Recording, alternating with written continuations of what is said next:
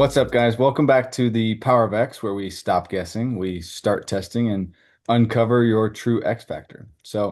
Last week we spoke about food sensitivity and finding out what foods are inflammatory to your body.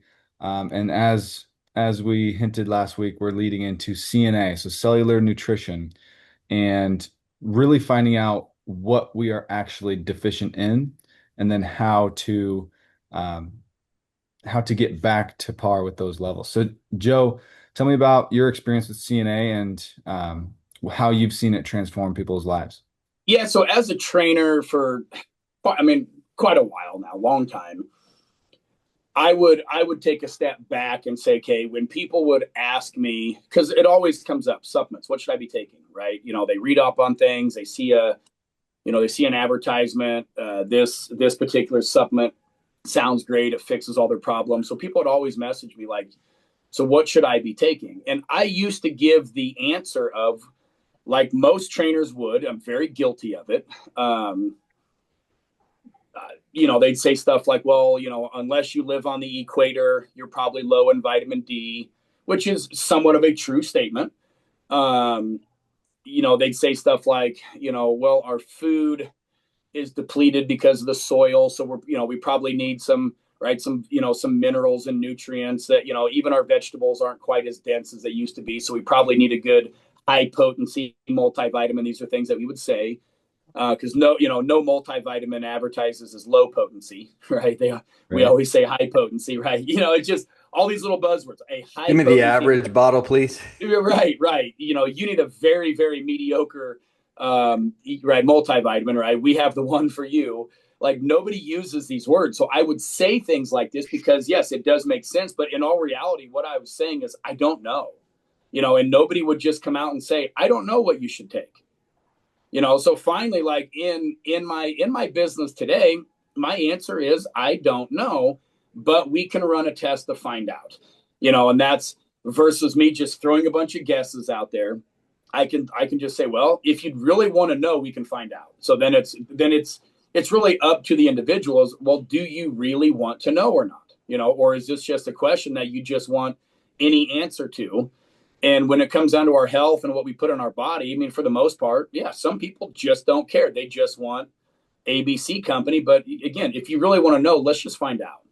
Yeah, I mean, Joe, you talk about, if you really want to know, and I think that's part of the question here and part of the answer is there are some people, that you've trained people who just give me the pill, just give me the easy button. And in part, I think as you were describing that, I could envision some people that they really just want the easy button Yep. and they will receive somewhat of a placebo effect of, well, Joe told me to take vitamin D and do this much protein and this and this and this. And so I'm just going to do that and I'm going to be good. And I think there is an element of people out there, but this test, this test is for the person who really is interested in feeling better and really getting to the core of their nutrition for their wellness. Yeah, absolutely. Absolutely. And that's the thing with this test and scientifically, like there are different ways of even checking these levels. Like I've ran tests on people and it says that their vitamin D is fine. And they say, well, I was at my doctor's 2 weeks ago and they said I was low. Like, what's right? Why is this contradicting? Is this accurate? I go, no, this is far more accurate than what your doctor did. Because for the most part, there's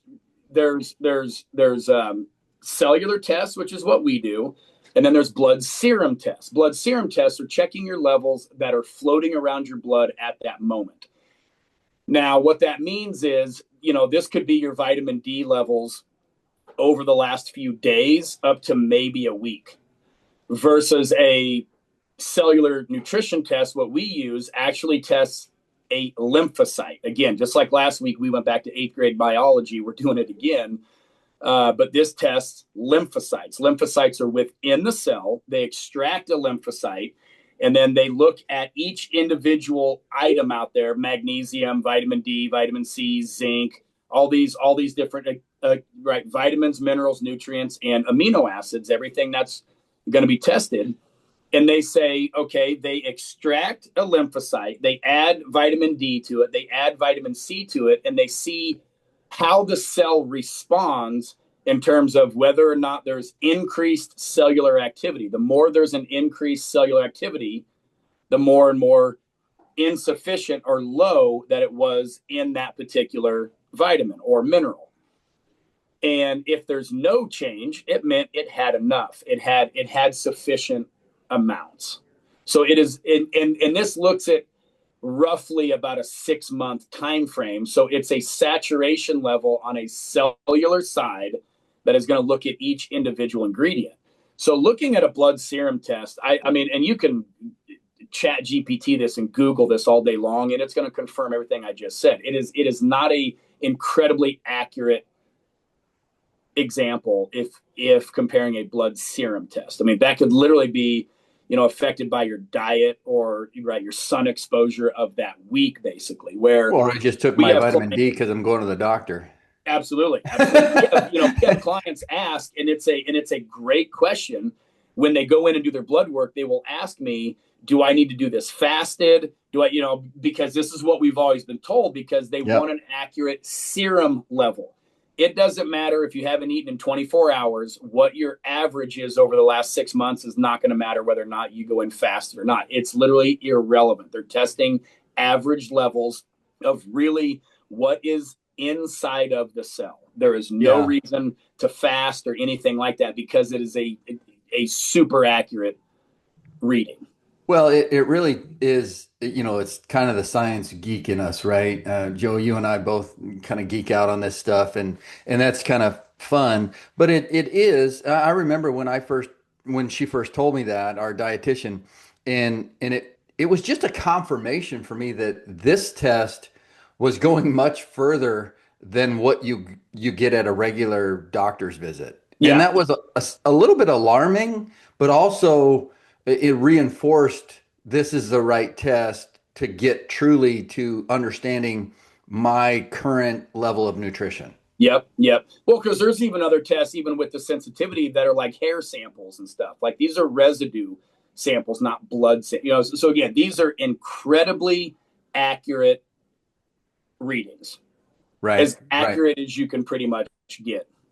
We just talked to somebody not too long ago that was referencing a hair sample test.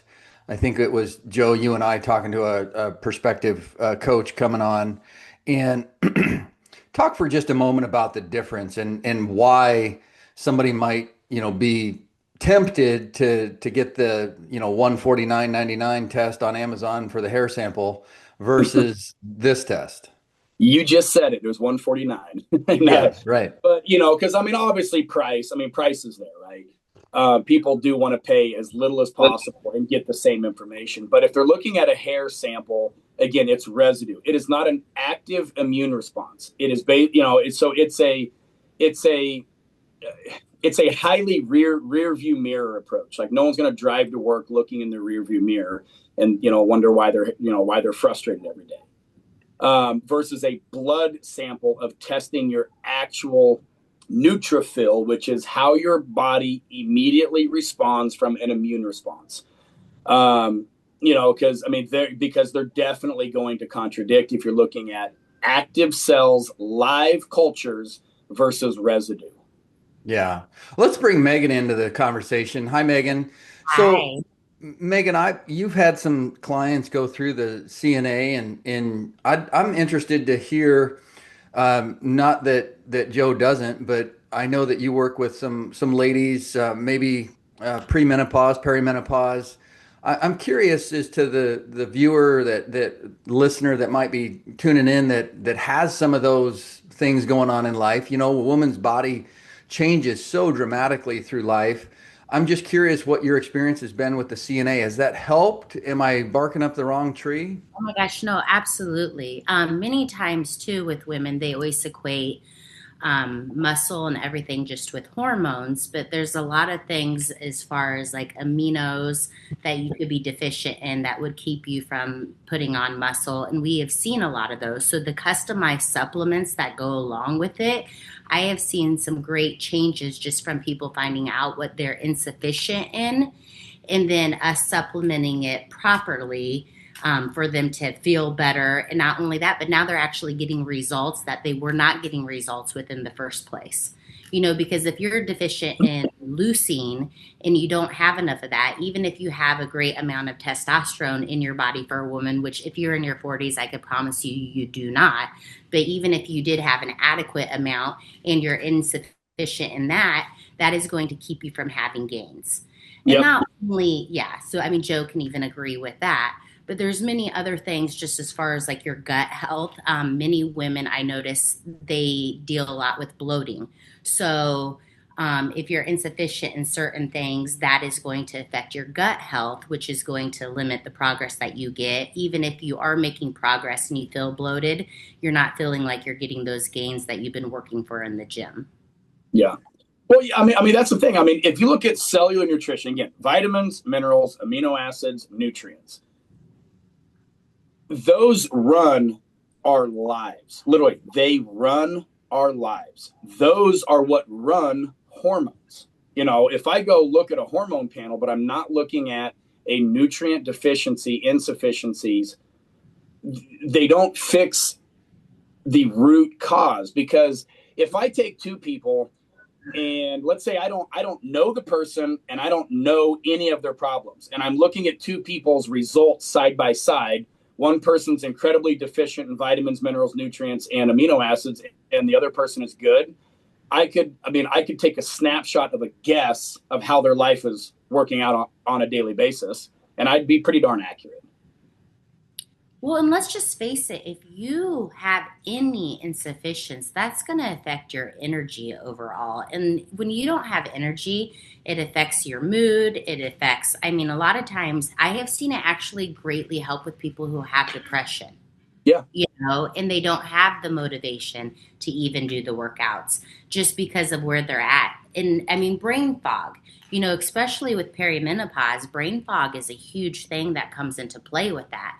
And so when you're sufficiently, you know, you're adequately have the amount of vitamins in your body, you feel so much more clear minded and it helps greatly just with your mood. Yeah. Yeah. It allows you to want to get in the gym and, you know, get your workouts in.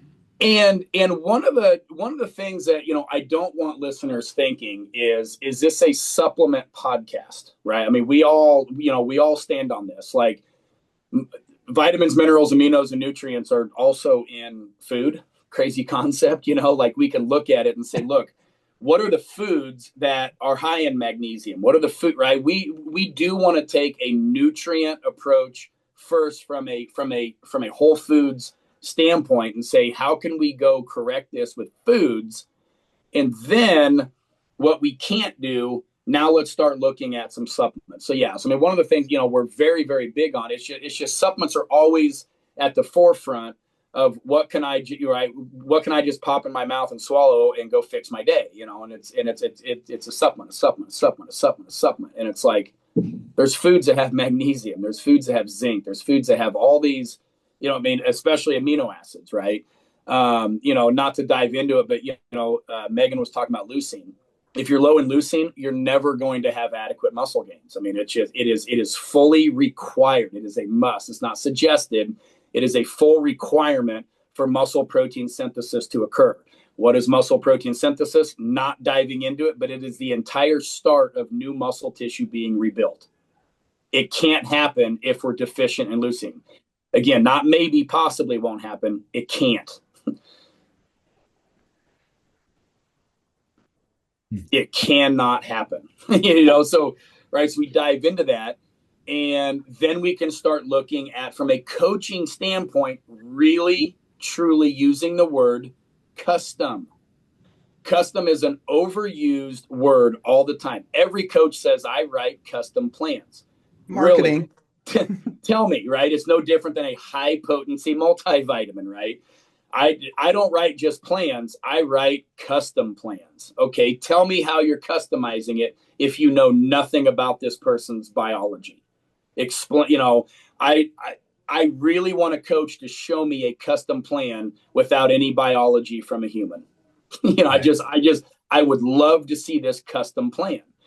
And right, so then we can dive into this, and then not only with the food sensitivity, yeah, there's just no possible way somebody can't get a significantly improved daily protocol. Jim's always talking about, right, people of action. I view myself as a person of action. As a listener, people who statistically listen to podcasts and listen for advice are typically people of action, right? Who we're not talking to is the people who aren't listening, right? It's hard to talk to somebody if they're not listening, right? They're usually not people of action. If people are tired of guessing and right, the next new protocol and the next new book and the next new, magical supplement, again, there are these tests out there that you can just say, here, I want a course of action that's going to be geared around my biology. Let's run a test. Let's find out exactly what your body needs and how it's going to benefit and be a far better performance model. So, Joe, I asked you a year or better ago, like, what's the best way to, get a six pack, or, for guys that are trying to train, and that's the Shangri-La, right? Yeah. And you've talked about it repeatedly as you've done show preps, and how you really don't focus so much on that, but you focus on something different. And it reminded me of something in triathlon where they talk about the fourth component of triathlon. There's more to it than swim, bike, and run. And in the training, it's the nutrition. Yeah. Yeah. And so it is the driving force.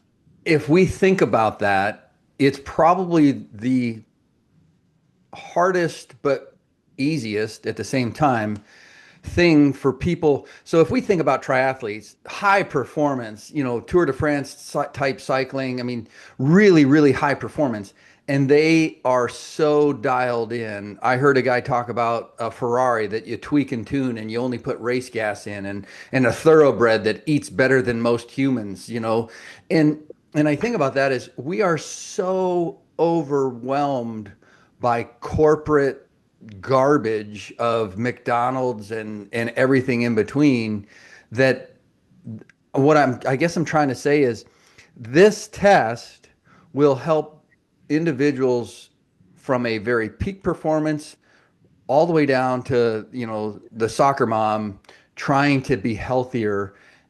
Talk to me for a minute about the application of it in your clients, and maybe Megan chime in on how hard has this been for those that you're coaching? What are they experiencing? What are the challenges? What are some of the revelations?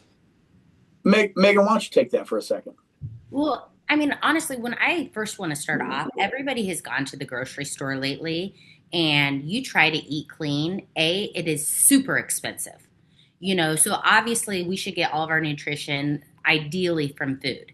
But even the soil in our ground is so different than whatever it used to be. There's tons of pesticides. Like, I mean, Iowa is ranking like second in cancer nationwide. So many times, even if you mean well and you want to have like a full, you'd like to just ideally eat all whole foods, no matter what, there's not like one person that I have seen that has been sufficient in like every single vitamin, mineral, amino, so it's kind of like to be able to have help from it. You can kind of circle back around and ask me like the question again on what you wanted, because that just went off in my head that I just wanted to make clear to everybody. But most of the time, even if you were to supplement correct, like you might have the supplement that you even want, like that your body needs, but you don't even know like how many cc's or mc's that you should actually be taking of that. So for many people, if you have something that is truly customized for you, it takes off all the guesswork. You don't have to buy this supplement from this place, this supplement from this place. Like, it is purely designed just for what your body needs. So And Megan so, shifted gears to the custom vitamin supplements that we can generate from the test. And I think that's a valid point. I mean, I guess that's ultimately where to some degree it ends up is we would of course want everybody to do a whole food approach first, but clearly based on your test and based on the things you just mentioned, that's extremely hard to do. Yeah. My question was in application after you had somebody go through the cellular nutrient test and look at those things, and then whether it be through whole food or custom supplementation, what's been the experience? What have been some of the, oh my gosh, this or that, or Um, okay, better energy right off the bat, better energy because typically they're sleeping better. So once they're sleeping better, they have better energy. Digestion has been a huge thing. Many people who do not like, we should regularly have bowel movements every day, but many people do not have regular bowel movements, or if they do, they might be more constipated or they might have more loose stools. So as soon as you have better digestion, that's going to help. It just gets the whole gut health, everything going correctly. And I have seen, I don't know, like better energy, a clearer mind, all of it just rolls together. I Yeah. mean, I it's mean, how it you makes feel. sense. You are Yeah. how you feel. Well, and that's the thing. Like once you bring awareness to something, like what you focus on grows. Again, I've said this. It's like if I gave somebody $5 for every blue car they saw today, they would see way more blue cars than they ever have in their life. And there wouldn't be any more than there was yesterday. There's just value now in seeing a blue car. If I run a cellular nutrition test and I say you're low in magnesium and you start grocery shopping, you're going to start looking at what foods are high in magnesium, what foods have this. I mean, just through knowing where you stand, it automatically is going to shift habits. And we're all creatures of habits, but if our habits are leading us to deficiencies, well, then therefore now we're aware of it, so we're going to change our habits because now we just know. There's just the aspect of being shown right in front of your face, like this is where you stand right now. This isn't, it doesn't, it's not looking at your feelings. It's not looking at, it's not looking at excuses. Well, I'm low on magnesium because I've been busy and did it. No. It has nothing to do with that. It just says you're low. We have to fix it, right? It's not like, right, we take this personally, right?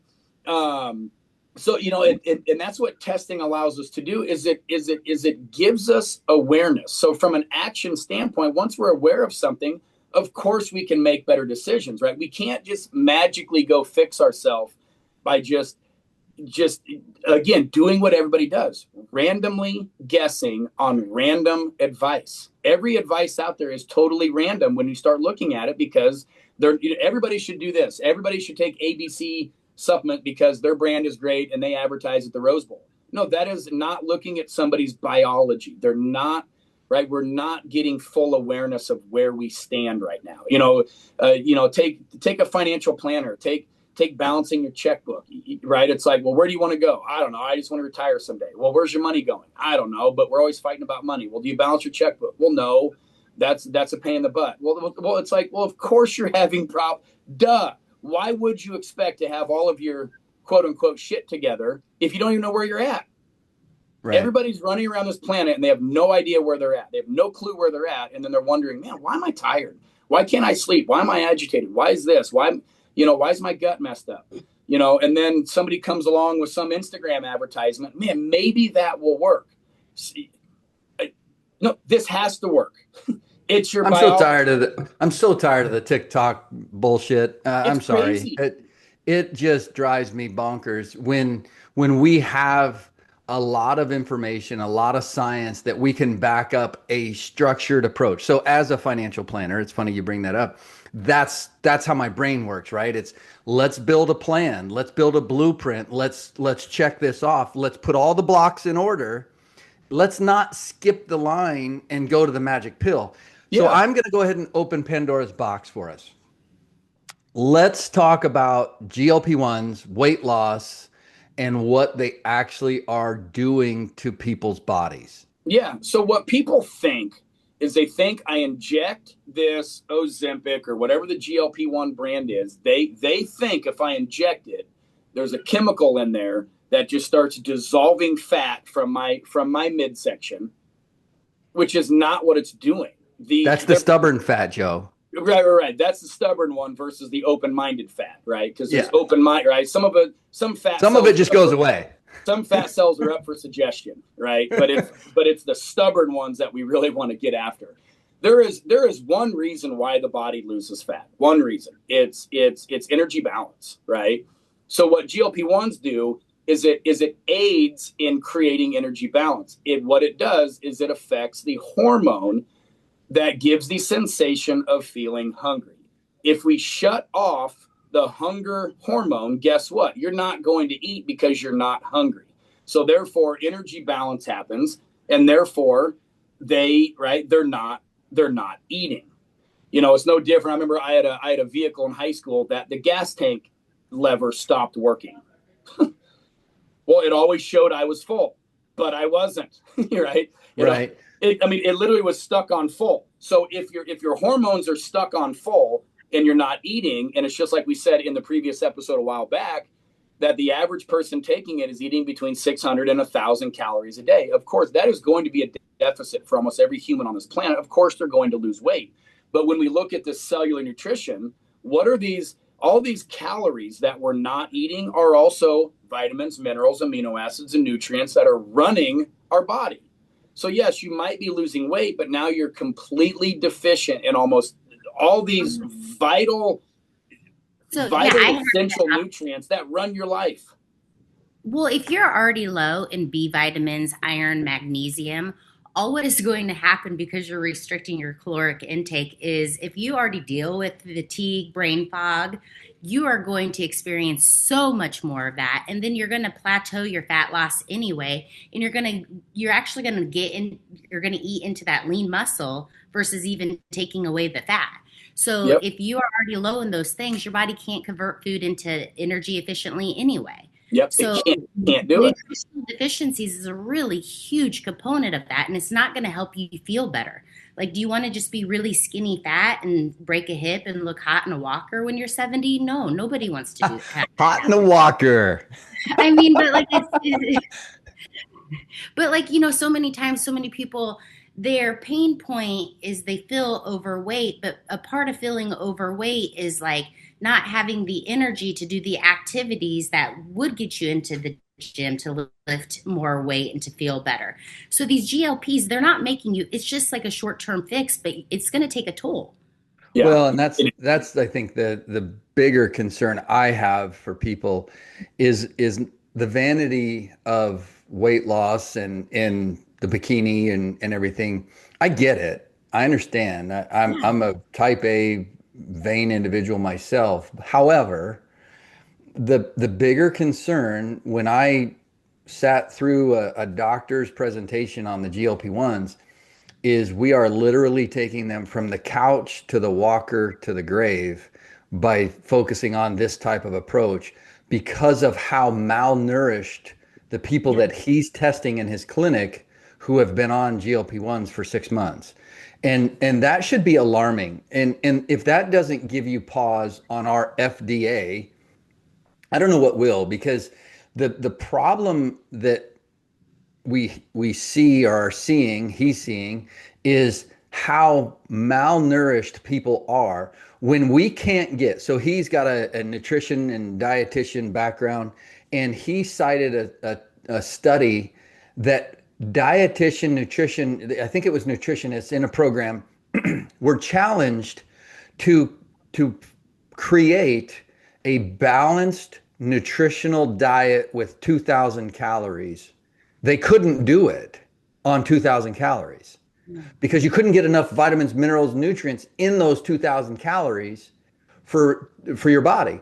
Now we take this GLP-1, we short circuit the system, and I think Joe said something earlier. With it messes with energy balance, and I have to believe that it disrupts the energy balance. It just tricks the system. It's the broken fuel gauge, and when we do that, I think that's the challenge that we need to talk about. If somebody needs to take GLP-1s, so I think there are some use cases where it's appropriate. I just saw somebody that I hadn't seen in years and years and years, and he was really much let go and gained a tremendous amount of weight. And now he needs I forget whether it was a hip or a knee or something. And so the doctors wanted him to take a GLP-1 to lose some weight before the surgery so that he wasn't putting as much pressure and strain on those joints. That I think is a fair use case. However, because he's in a cycle of, well, I can't exercise because my knee hurts, and then I put on all this weight, and so now he's got to lose the weight, but now he's got to get mobile to exercise and regain some muscle and balance after the surgery. That's where I think the GLP-1 could have a fair position in the dialogue. For somebody that's able-bodied, that has no restrictive movement issues, I think the reality is better nutrition and movement for that weight loss. However, if somebody's going to do the GLP-1, I think it's our job with the information that we have to preach the gospel of malnourishment when you take them. Well, yeah, because otherwise you're just going to have a really, really, really light casket to carry.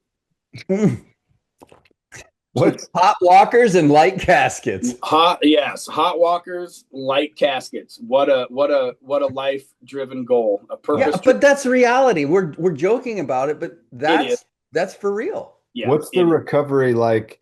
Like if a doctor advises to lose the weight with a GLP-1, does that then affect the recovery time post-surgery because of their malnourishment? Their malnourishment?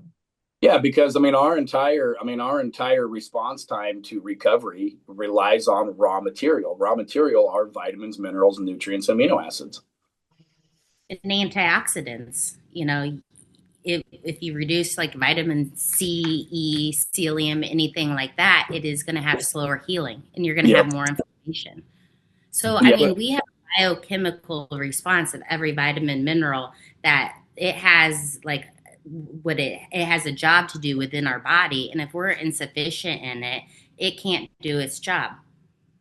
So of course, like if you have any surgeries, if you have like you're working out, like it will create more muscle loss, poor recovery, electrolyte imbalances. There's many different things on it. Yeah. So I want a great segue. Before we leave the GLP-1 thing though, I do want to say, for those of you listening or watching and have maybe dabbled in or gone down that path, I don't want to necessarily shame you. I'm guilty of taking a pre-workout, right? I shouldn't need that. I should be able to just go and do my workout. So there are enhancement products out there that can help get you through a plateau, help you get over that little bump in the road or get started. I get it.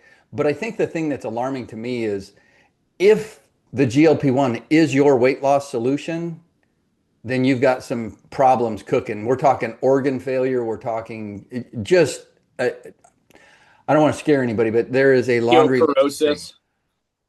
Yeah. So, but Megan, you brought up the antioxidant component. Joe, tell us a little bit about the CNA and the redox panel. Yeah. So one thing the CNA does is it does something called a redox score. So what that does is it takes your lymphocyte, extracts it from a cell, puts it in a solution of hydrogen peroxide. They're creating oxidative stress to try and basically, again, oxidate the cell and try and kill it off, because our problems are oxidative stress. And after 48 hours, they come back and they see how much of your cell is left. For instance, mine was 85. So 15% of my cell died off. 85% was considered still intact. So therefore, I had a score of 85, which was in the average range.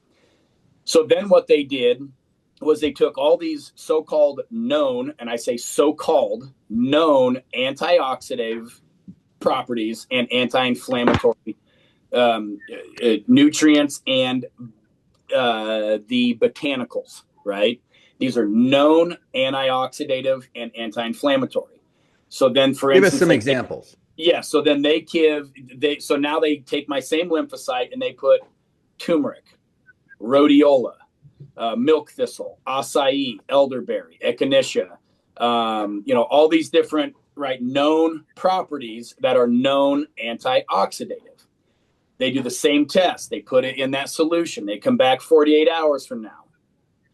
Well, in my solution of turmeric, there was 85% of my cell left, which meant what? It did nothing. It was as if turmeric wasn't there. Guess how much money Joe was spending on turmeric? I mean, it wasn't breaking my bank, but it was I'm just not into wasting money. Yeah. I'm just not driving down the road throwing dollar bills out of my window, right? I value my hard work and I value where I put my money. So, and not to mention, there was probably about 6 items on my redox score that I took on a daily basis that showed zero benefit. Zero. I was wasting my money because somebody said, right, because I had tendonitis in my elbow or I had joint pain wherever, right? You should take turmeric. You should take rhodiola. You should take acai. You should take elderberry. You should take milk thistle. They are anti-inflammatory, which they are, just not for me. And not to mention, when I go back to last episode, turmeric was inflammatory. So in my own case, now I have a targeted diet. I looked at the foods that had an inflammatory response. I looked at the supplements that I was currently taking that either did nothing or also had an inflammatory response. I stopped taking them. I did exactly what the test told me to do. I went through an entire bodybuilding show prep as a test, and I did not have one ache or pain. I can't tell you how enlightening that was for me and how eye-opening. I'm like, wow, I wish I would have known this longer, right? I wish I'd have known this for a longer time. Well, I have to add in here, you're going from obviously with the cellular level. I just want to say antioxidants they help free radicals, which free radicals age people. So for women who love to spend money on Botox, I mean, we all want to look better when we age, but sometimes I feel like women are more accustomed to fillers and Botoxes. But if you combat your free radicals with your antioxidant, your superpower, not only is it just going to be a fake appearance, you're going to be healthier and your skin is going to look so much amazing, and it's going to help slow down the appearance of the aging effect too. Absolutely. Not to mention how much money you're saving. Yeah. I mean, this costs this. Again, instead of just a chemical in your face. We did an episode on how much does this cost to not know. Mm-hmm. I mean, literally, how much is it going to cost to not know these things? And again, my test, guys, I don't know, what is there, 58 items in the redox score, 55, 58, something like that. Something like that. It's right in there. 5 items on the entire list showed beneficial for me. 5. And 3 of them I never even heard of. And I know this stuff. I never even heard of them. Oh, well, you can find this in the, Tibetan Himalayan hills. And right. And then literally, and then I wonder I wonder what, the Tibetan monks think. This is from the plains of Nebraska, or whatever, some new and improved, from the soil of the heartland, we have to get it from the other side of the world to, make us benefit from it. Because guinea walkers, caskets, and Tibetan monks. Yes, we want the exotic new thing that, that our land doesn't have, But then I've ran other ones where they're like, yeah, turmeric was great for you, and acai and rhodiola were great for you, and all the, but yet they were taking all these other things, and half the list was beneficial and the other half wasn't. I only had 5.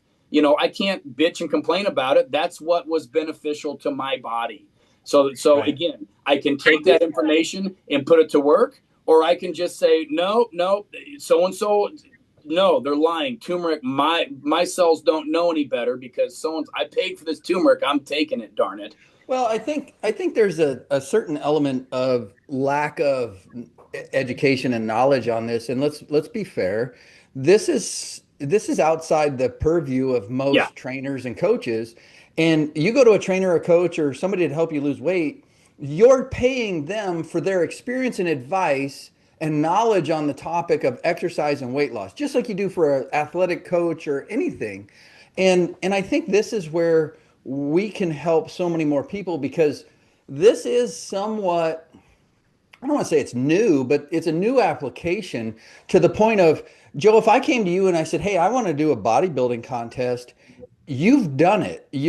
Not only have you done it personally, but you've coached many others to do it, and you've been, you've been awarded the coach of the year multiple times. So I would come to you for that advice. Yep. Now, I think this is where the nutrition and the CNA and the ALCAT and some of the different tests that we offer, this is the light bulb moment. It's like, well, you can argue, but you came for advice. The advice is, I have now a way to tell you what's going to work best for you. Absolutely. I remember I was talking to a very well-respected coach. He's helped a lot of people do Ironmans. He's himself done like 11 or 12 of them. So arguably the guy knows what he's doing. But at the same time, he was so close-minded to anything outside of his 20-year career. And I think that's the difference in what we're trying to convey is, we have, it's the $6 million man. We have the technology now to tell. Well, yeah, this doesn't replace my coaching and my experience. It just gives me additional tools to just do it better. And that's the thing, because I look back and I'm like, how many people have I told to take turmeric? Countless. I mean, countless amount of people. Now, again, my own bias, again, truth be told, I mean, the first thing I look at on someone's redox score is turmeric. Like, I immediately go to turmeric and I'm like, yes, it doesn't benefit them. I'm like, okay, cool. Another waste, like for some reason I find that as like victory. And I'm like, okay, that's turmeric PTSD. Yeah. I mean, that's a dumb approach, but a gal came in. I've had a gym member since the day I opened. She came in, she goes, "Hey, I've been reading this stuff on moringa tea." She goes, "I'm thinking about getting it. What do you think?" What do you think my answer was? I'm like, I don't know. I don't know anymore. I'm like, I would have told you, yeah, man, I've read some studies on it. It's great. I think it can help you with this, and this. And I think it's great. You should try it. That's not what I said, because moringa is on the list to test. I go, I don't know, but I mean, if you really truly want to find out, I can find out if you should be drinking moringa tea or not. I just, because again, if we keep trying these things and there's zero benefit to it, or, okay, like beets, right? I mean, I don't know if you guys have ever drank, Red's powders. Like, they're not the greatest thing. I mean, hey, I like it. I mean, if you like, scooping dirt into a, like something that looks like red dirt, but beets were actually inflammatory for me. I'm like, yes, I don't have to chug those down, because I would look at it like, oh God, this is disgusting, but it's so beneficial. I'm like, no, it's not. It's not beneficial. I don't have to drink that anymore. I can find something that is very similar to beets that do the same thing, just better for me. I mean, we do live in a world that, again, you have to be naive at best. And again, don't take this the wrong way, but to think our biology is all the same and everything's going to work just because your neighbor tried something and it was great and all this different stuff, guys, you're naive at best to think that our biology is all the same, and there's a right path for every single human to take when it comes down to their health. Again, I would say naive at best. But the cool part is, 50 years ago, 20 years ago, a lot of people didn't have these options out there. Now we do. It's like, if there's an option to allow you to do it, why sit and wonder? Just do it. As I'm listening and thinking about it and how it applies, I think that's the thing that I keep coming back to is, we have been so hoodwinked to think that we're full means we also got the right nutrition, right? Yep. Like, I went to McDonald's and got a Big Mac and fries and soda, and now my gut is full and I'm good. In reality, that was pretty much not much of any nutrition. And I think that's the bigger difference. And so let's face it, I'm getting old, and I want to try and maintain some sense of vitality to do some of the things that I used to do and like to do. And that's where this comes into play is Yeah. how do I do this better? Yeah. Jim, you mentioned, nutrition is, it's hard, but it's also one of the easiest things to do. Like, again, we did an episode on biohacking. Like people will do like gravity deprivation, floating and sit in salt caves and cold bath, cold plunge, heat, this, that, all these different things where it's like, again, I'm not saying there's not benefits to those. These are cheaper than those. I mean, Yeah. Yeah. and I mean, again, they are. I mean, people can go completely just sideways on these things and go to all these new and improved things out there. And it's just like, look at your biology, look under the hood, and let's look at, again, vitamins, minerals, amino acids, and nutrients. Look, where do you stand? Because all of those things I just listed run the play for your entire life. Yeah, I mean, let's think about it. You mentioned the biohacking, right? So my wife, I forget where it was. We read something, saw something. Somebody was driving to work with red light therapy, right? They were doing their red light therapy on their way to work. What? Think of the stupid shit we do as a society. We get in these cold plunges, and I'm not saying that these things don't have some level of benefit, right? But let's back up and think about what we're talking about today. Nutrition at a cellular level, things that we can leverage the science that is tried and true and actually apply to our nutrition to help our bodies do what it does instead of all this other crazy stuff. Sign me up. You mentioned that, and we'll, we'll wrap up here. But you mentioned that, and I have a guy I went to high school with, and hell, he probably listens to this. But he had commented about fasting and cold plunging on one of my posts about inflammation. I go, you can fast and cold plunge all day long to help with inflammation. But if you keep putting the foods in the ingredients in your body that create inflammation, Yeah. again, again, if you're not stopping what is creating it to begin with, you can do every tool known to me. You can fast for the rest of your life and cold plunge and sit in a cold tank for the rest of your life. But if you keep putting in foods that are inflammatory, if you keep putting in things that are creating inflammation, again, we've all heard that chasing your tail and all these different, like that's literally what you're doing. Yeah, but cold plunge, I heard burns the brown fat first. It's, no, in all seriousness, I think that's the thing that I walk away with is what we're trying to say is, we always recommend that people start with a DNA test to kind of get their foundations right. But I think what I want to make sure that people understand is there is other testing available to help you dial in when you plateau. And these Yep. tests they're not hacks, they're not fads. It's to its core the science of your body, how it functions. And I've always been a big believer on giving your body what it needs and it will do its thing.